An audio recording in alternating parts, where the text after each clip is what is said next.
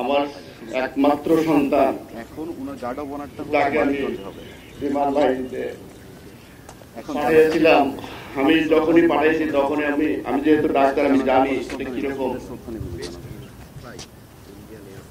Security factory fly করবে, দেশের জন্য ফ্লাই করবে। তবুও আমি দিয়েছি। ওর আম্মা যথেষ্ট না করেছে আমাকে, কিন্তু আমি ওর যেটা আগ্রহ আমি সেটাকে সম্মান করে ওকে আমি দিয়েছিলাম। আমি কখনো ভাবিনি আমার ছেলে আমাকে রেখে, ওর আম্মুকে রেখে এই দুনিয়ার থেকে বিদায় নেবে। সবচেয়ে বড় ট্র্যাজেডি আমার, ওর দুইটা ছেলে, ছোট ছেলে এবং একটা মেয়ে আমার কাছে রেগে যাচ্ছে।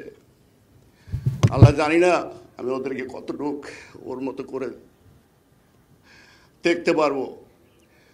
আমিও আবারও আপনাদেরকে সবাইকে, বিমান বাহিনী এবং অন্যান্য সবাইকে বিশেষভাবে ধন্যবাদ দিচ্ছি। আমাকে, আমার সন্তানকে যে সম্মানিত করেছেন, যেভাবে এত সম্মান দিয়েছেন। চিটাগাঙে আমি ছিলাম, ওখানকার সম্মান, এখানকার যে সম্মান, এটা আসলে অভিভূত। আমি কখনোই ভাবিনি আমি আপনাদের এখানে কিছু বলতে হবে।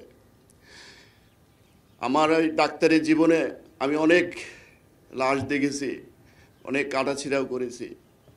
আমার ছেলেকে আমি বুঝতে পারছি ইজেকশন হয়েছে, আমি বুঝতে পারছি হয়তোবা সে বেঁচে যাবে, কিন্তু আল্লাহর আর ওকে নিয়ে যাবে এইভাবে।